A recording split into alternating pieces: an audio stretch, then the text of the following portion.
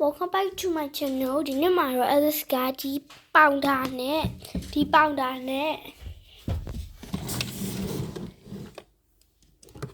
ီလိုမျိုးအတုံးကြီးဖြစ်အောင်လုပ်ပြတော့မှာဖြစ်ပါတယ်။တုံးကြီးမှည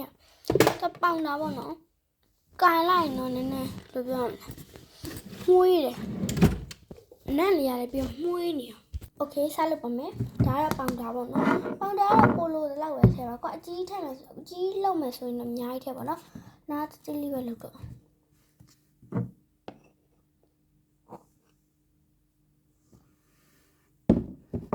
ီဆိုင်ကိုထဲတဲ့ဟာပေါ်မှာမူတည်ပြီးရေ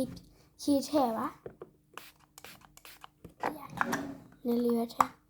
အများကြီးထည့်တော့ချွဲကက်ကက်ဖြစ်သွားမှာပေါင်တာထည့်ရပေါင်တာရကုန်သွား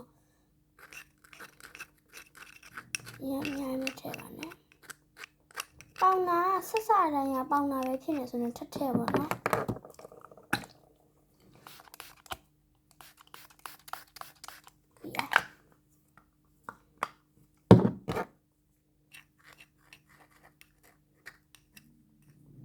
那还是压了没？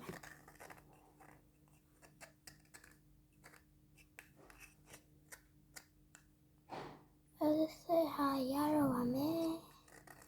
可以压完，这龙来不呢？压完，龙来多，龙你帮那伢子，龙这里伢龙来压完。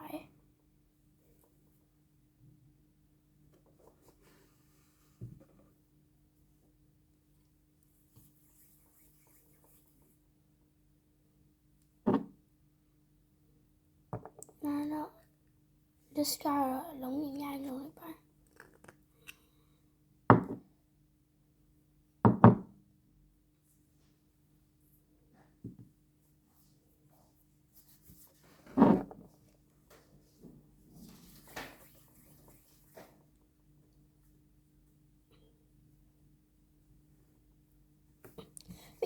唱他不能，